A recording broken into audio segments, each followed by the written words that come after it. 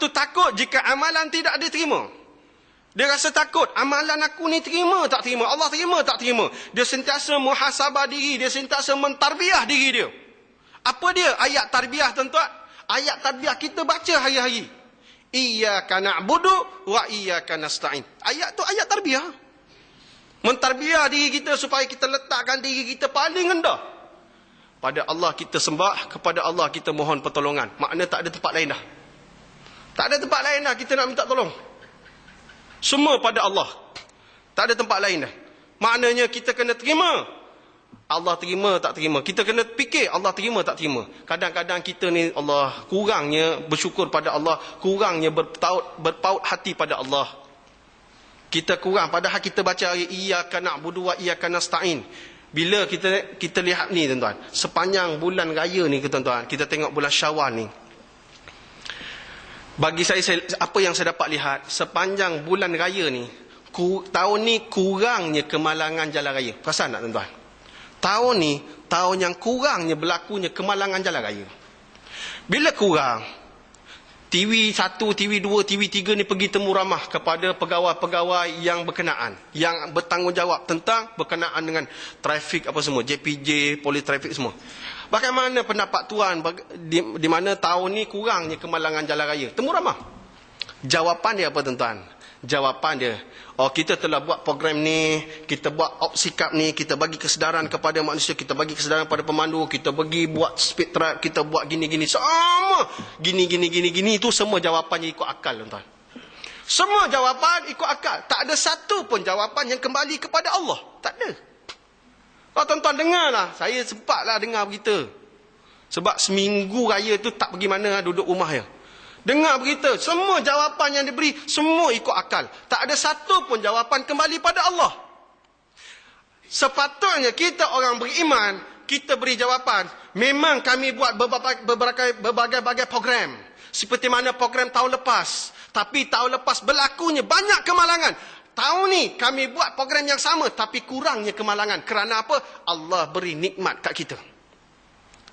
Allah pelihara kita tahun ni. Sebab apa? Sebab tahun ni apa yang saya lihat, ramainya orang kembali kepada jalan Allah. Kita tengok sepanjang Ramadan di Shah Alam, saya cerita Shah Alam. Shah Alam, semua masjid dan surau di Shah Alam walaupun dipantau 38 masjid dan surau. Pantau kerana apa? Ceramah politik je. Walaupun dipantau, tetapi ramai orang. Ramai. Di Shah Alam, surau dan masjid, ramai orang sepanjang Ramadan. Dan 10 malam terakhir, semua masjid, semua surau buat qiyamulai 10 malam terakhir di Shah Alam. Tiap-tiap hari buat 10 malam terakhir itu. Dan ramai orang datang bermunajat pada Allah. Memohon pertolongan daripada Allah. Iyyaka na'budu wa iyyaka nasta'in. Jadi Allah beri nikmat kepada orang yang bersyukur ni. Allah kurangkan tahun ni dengan bala kita, iaitu kemalangan jalan raya. Tahun lepas banyak kemalangan. Itu makna bala Allah turun. Tahun ni kurang kemalangan sebab Allah pelihara kita. Sebab apa? Sebab orang kembali kepada Allah. Itu jawapan sepatut seorang beriman. Ini dah semua fikir pakai otak semua tuan-tuan. Semua jawapan ikut pemikiran masing-masing. Allahu Akbar. Jadi yang kedua, takut jika amalan tidak diterima. Sentiasa takut. Makna sentiasa muhasabah diri. Yang ketiga, kata Syekh Amir Muhammad Al-Mudri, diberikan taufik melaksanakan amal soleh sesudahnya. Maksud begini, tanda diterima ketaatan, diterima kebaikan, mengerjakan kebaikan sesudah kerana kebaikan tersebut berkata kebaikan lagi. Makna kata dia gini, kita dah buat satu kebaikan. Kita fikir, apa lagi kebaikan aku boleh buat? Buat lagi satu kebaikan. Apa lagi kebaikan aku boleh buat? Buat lagi satu kebaikan. Contoh, tabung jalan, tabung. Ada tabung lain tak? Ada tabung lagi satu. Ustaz ni bawa tabung tak? Gitu. Cari lagi tabung lain. Habiskan duit yang ada sementara tu. Duit kat rumah ada lagi. Jadi duit dalam poket tu habiskan untuk surau pula masjid. Jadi dia memikir kebaikan. Ada sifat ni tuan-tuan. Ini tanda yang ketiga kata Syekh Amir Muhammad Al-Mudri. Tanda yang ketiga, dia sentiasa nak buat kebaikan. Tanda yang keempat kata dia, menganggap remeh amalannya serta tidak ujub dan tertipu dengannya. Menganggap amalan dia rasa remeh. Walaupun amalan dia dah banyak dah. Dalam bulan Ramadan ni aku rasa amalan aku banyak dah. Setengah orang kata, oi, aku rasa amalan aku banyak bulan Ramadan. Mulai tiap hari. Bulan Syawal ni relax tak payah buat Rasa dah banyak dah. Dia rasa ujub. Dia rasa diri dia tinggi. Kata Syekh, menganggap amalan dia remeh, tidak ujub dan tertipu dengannya. Bila dia rasa ujub, dia rasa amalan dia banyak, dia tertipu dengan amalan dia. Dia tertipu dengan amalan, menganggap amalannya sepatutnya rasa amalan sedikit berbanding dengan nikmat Allah, kata Syekh. Berbanding nikmat Allah, mata, telinga, hati, hidung, mulut, udara yang Allah bagi. Udara ni, Allahu Akbar, tuan-tuan. Kalau tutup sekejap je, habis kita, tuan-tuan. Allah off 5 minit cukup. Mati semua ni. Off udara 5 minit. Manalah tahu tiba-tiba wire shot, tiba-tiba ter-off lah udara ni. Kita mana tahu, tuan-tuan. Kalau kat Yaman, tuan-tuan, kita duduk dalam surau ni, rasa aircon. Kat luar panas, dalam rasa aircon. Kalau kat Yaman, kat Sana'a, tuan-tuan, Sana'a ni aircon kuli makan. Maksud kuli makan, semua tempat aircon. Sebab apa? Musim panas 27 ke 28 darjah Celsius. Musim panas tu. Tu musim panas. Musim sejuk di Sana'a negatif 4. Negatif 4. Bawah tahap beku tapi tak beku. Musim panas 27, 28. Macam ni musim panas ni. Rasa musim panas ni peluh sikit lah ni. Peluh sikit bercakap, peluh sikit. Macam ni musim panas. Maknanya udara sejuk ni, Allah. Aircon. Setiap tempat aircon. Nikmat Allah bagi, tuan-tuan. Nikmat. Ini kata dia, menganggap amalan remeh berbanding dengan nikmat Allah bagi. Nikmat Allah bagi. Kita rasa amalan kita tinggi. Kita ujub. Tuan-tuan, amalan kita tidak menjaminkan kita masuk syurga. Ingat. Amalan kita tidak menjaminkan kita masuk syurga. Kita masuk syurga dengan rahmat Allah. Nak dapat rahmat Allah macam mana? Amalan. Amalan tadi sebagai syarat untuk dapat rahmat Allah. Tapi nak masuk syurga belum tentu. Ada satu cerita yang diceritakan oleh Nabi SAW. Ada seorang ni, dia waktu hidup dia, sepanjang hidup dia buat amal ibadat dia. Sepanjang hidup dia buat amal ibadat. Sampai umur dia 60 tahun. Bila usia dia 60 tahun, mati ketika usia 60 tahun. Sepanjang hidup dia melakukan amal ibadat pada Allah. Mati ketika usia 60 tahun. Lalu depan Allah, dia kata, Ya Allah, masukkan aku dalam syurga dengan amalan aku 60 tahun, Ya Allah. Masukkan aku dalam syurga dengan amalan 60 tahun. Allah kata, okey, timbang amalan 60 tahun. Timbang amalan 60 tahun. Kemudian Allah korek sebiji mata, tuan-tuan. Sebiji mata ni je. Allah korek letak di peningan sebelah. Berat lagi sebiji mata dengan berbanding dengan amalan 60 tahun. Berat lagi sebiji mata ni. Lalu kata orang tua ni, Ya Allah, masukkan aku dalam syurga, Ya Allah, dengan rahmat Engkau, Ya Allah. Barulah dia masuk syurga, tuan-tuan. Masuk syurga dengan rahmat Allah. Amalan tidak menjamin kita masuk syurga. Tetapi nak masuk syurga mesti dengan rahmat Allah. Nak dapat rahmat Allah, mesti buat amalan. Mesti beramal. Makna amalan tadi sebagai syarat untuk dapat rahmat Allah. Tuan-tuan, muslimin, muslimat dirahmati Allah. Itu nikmat Allah. Hari ini, tuan-tuan, orang kufur dengan nikmat Allah. Bagaimana kufur dengan nikmat Allah? Dia boleh kata pula, tahun 2014 akan terjadinya krisis air. Kan? Orang selalu sebab krisis air akan berlaku pada 2014. Kau Tuhan ke nak kata ni? Kita Tuhan ke nak tentukan krisis air pada 2014? Makna kalau kita kata krisis air berlaku pada 2014, bermakna 2014 Allah tak turunkan hujan. Betul tak? Krisis air. Makna kalau air tak ada, makna Allah tak turunkan hujan 2014. Kita Tuhan ke kita kata Allah tak turunkan hujan ni? Akan berlakunya krisis air pada 2014. Tuhan ke kita ni? Sedangkan Allah kata, Anzala minas sama'i ma'an fasalat awdiyatu biqadariha. Sedangkan Allah kata, Allah telah menurunkan minas sama, daripada langit, air, ma' tu air, minas sama, Allah turunkan daripada langit ma', iaitu hujan, air. Kemudian Allah alurkan di dalam dunia ini mengikut kadarnya.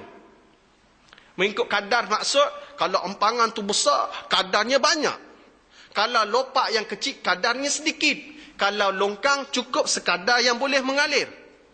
Allah tentukan kadar. Bila kita lawan Allah, kita tak syukur dengan nikmat Allah, kita kufur dengan nikmat Allah, sehingga kita katakan akan berlaku krisis air pada 2014. Nak sangat air, ni aku bagi kau air sampai banjir, tuan. Nak sangat air, aku bagi kau sampai banjir. Sedangkan Allah kata, aku dah bagi kadar dah. Tapi sebab lawan Allah, nak sangat cerita bab air ni, sampai kau kata, sampai kau mengalahkan Tuhan, lah tentukan 2014 tak ada air. Nah, ambil kau air. Ambil sampai banjir. Nampak tuan-tuan, muslimin, muslimat dirahmati Allah. Semata-mata kita nak kejar keduniaan, kita lawan Allah. Nak buat satu loji baru, nak kejar keduniaan, 8 bilion, kita sanggup lawan Allah. Kita pula tentukan hujan tak hujan. Kita pula tentukan krisis air tak krisis air. Sibuk dengan keduniaan. Nak buat satu loji, nak ambil air daripada negeri jiran. Akhirnya, hari ni negeri jiran tu tak ada air, tuan-tuan. Ni lawan Allah. Nak sangat. Ni lawan Allah. Kita kata negeri tu banyak air, kita ambil air daripada dia untuk supply. Last sekali, akhirnya negeri tu tak ada air. Daripada raya sampai hari ni tak ada air. Nampak, tuan-tuan? Jangan lawan Allah. Allah yang tentukan, bukan kita. Kita uruskan sebaik mungkin apa yang ada dalam dunia, apa yang telah ditentukan oleh Allah. Tuan-tuan muslimin muslimat dirahmati Allah. Apa kata Allah? Wa ma kana lil mu'minin wala mu'minatin idza qadallahu wa rasuluhu amran an yakuna lahumul khiyaratu min amrihim wa may ya'sillaha wa rasulahu faqad dhalla dhalalan mubina. Allah kata, tidaklah sepatutnya orang-orang mukmin itu, lelaki dan perempuan, apabila Allah dan Rasul telah menetapkan sesuatu perkara atas diri mereka, mereka kena taat dengan apa yang telah Allah tetapkan. Siapa yang tidak taat dengan Allah dan Rasul, dengan apa yang telah ditentukan atas diri kamu, sesungguhnya orang itu telah sesat dengan kesesatan yang nyata. Sesat, tuan-tuan. Sesatlah. Dan lawan Allah, tak nak terima ketentuan Allah, sesat. Ni kata Allah Subhanahu Wa Taala. Muslimin muslimat dirahmati Allah. Ayat ni, tuan-tuan, dia ada asbabun nuzul. Asbabun nuzul dia berkenaan dengan seorang sahabat yang bernama Julaibib. Julaibib ni, dia ni seorang hitam, miskin. Dia ni hodoh lah. Kira tak handsome lah, orang kata tak handsome. Bila tak handsome, satu hari Julaibib ni nak kahwin. Jumpa Nabi SAW. Nabi kata, kau pergi rumah si Fulan ni, dia ada anak dara. Kau pergi pinang anak dia. Cakap aku suruh, kata Nabi. Pergi pinang anak dia, kata aku suruh, kata Nabi. Julaibib ni pergi rumah sahabat ni. Pakcik, aku datang nak pinang anak dara kau. Ni Nabi suruh. Pakcik ni dengar, uish, Nabi suruh. Maknanya anak aku nak kahwin dengan Rasulullah ni. Baik, aku terima. Tapi bukan untuk Nabi, kata Julaibib. Untuk siapa? Untuk aku. Nabi suruh aku pinang. Ni Nabi suruh. Untuk engkau.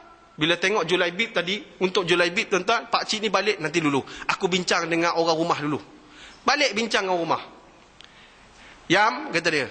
Ni, Julaibib pinang. Nabi suruh Julaibib pinang anak kita. Untuk Nabi ke? Tak, untuk Julaibib. Untuk Julaibib. Nah, suruh Julaibib balik. Kata isteri dia. Suruh Julaibib balik.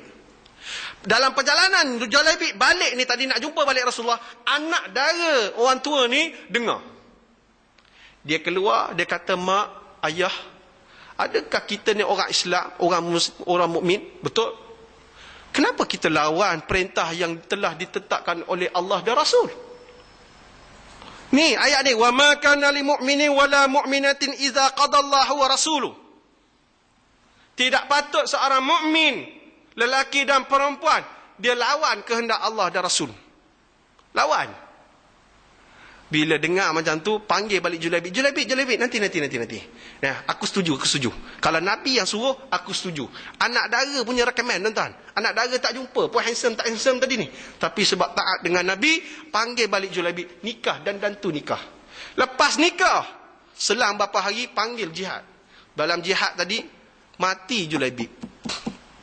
Julaibib mati. Nabi tanya dekat sahabat, kamu orang ni ada kehilangan sesiapa tak? Semua tengok kiri kanan. Tak ada, kami tak hilangkan sesiapa. Kamu ada kehilangan sesiapa tak? Tak ada, kami tak hilangkan sesiapa ya Rasulullah. Kamu ada kehilangan sesiapa tak? 3 kali Nabi tanya. Semua jawapan dia, tiada kehilangan sesiapa. Lalu Nabi kata, aku kehilangan Julaibib, kata Nabi SAW.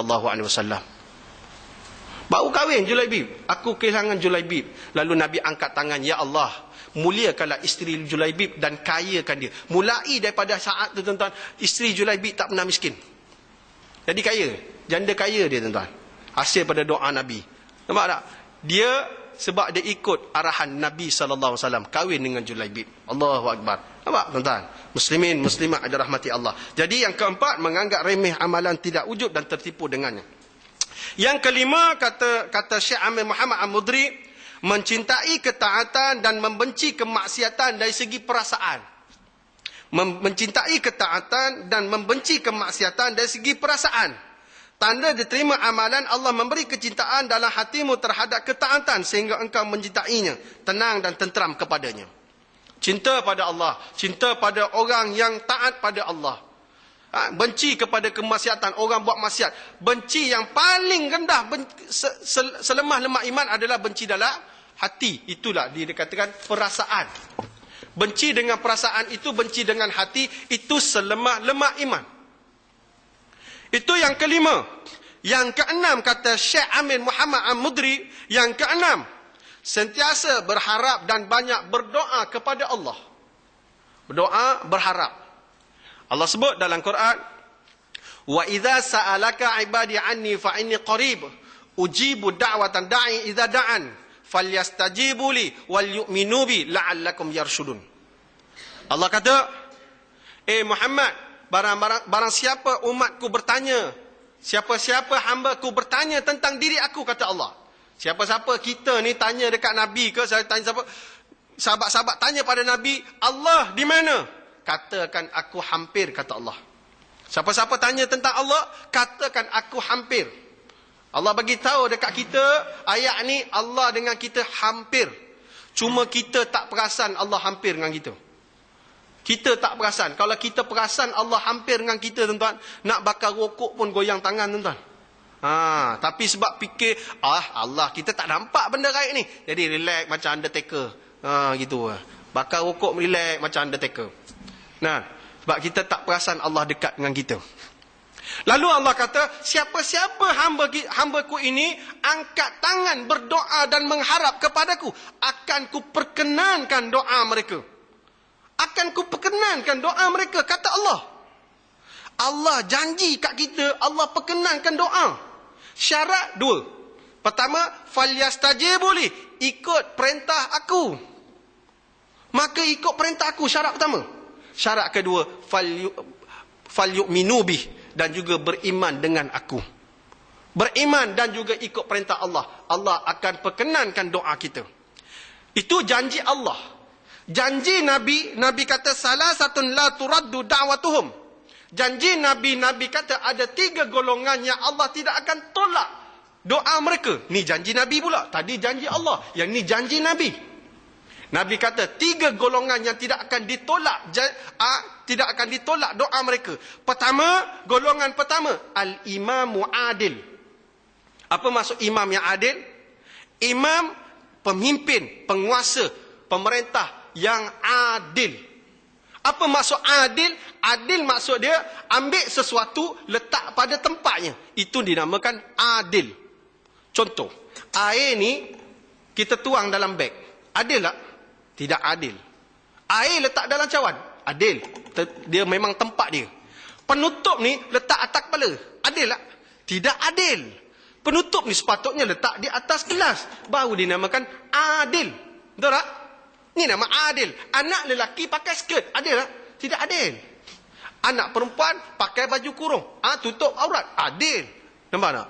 Adil sesuatu letak pada tempat. Adil maksud dia adil dengan Allah, adil dengan manusia. Adil. Seorang pemerintah, pemimpin, adil dengan Allah, adil dengan manusia. Maksud adil dengan Allah, falyastajibu li, ikut perintah Allah. Maksud adil dengan Allah, falyastajibu li, ikut perintah Allah. Seorang pemerintah atau pemimpin Muslim yang beriman mesti ikut perintah Allah. Allah kata berhukum dengan hukum dan syariat Islam, ikut syariat Islam. Allah kata pemerintah Islam, isteri kena tutup aurat, kena tutup aurat. Walau dah pergi haji, walau dah pergi umrah sekalipun. Nak? Kita yang pilih pemimpin, mesti tengok aku, bini aku tutup aurat. Takkan aku nak pilih pemimpin tak tutup aurat. Yang bini dia tak tutup aurat, bodohnya dia aku ni. Mesti kat itu. Kalau kita pilih orang yang isteri dia tak tutup aurat, kita pilih sebagai orang yang mentadbir diri kita. Maknanya kita lebih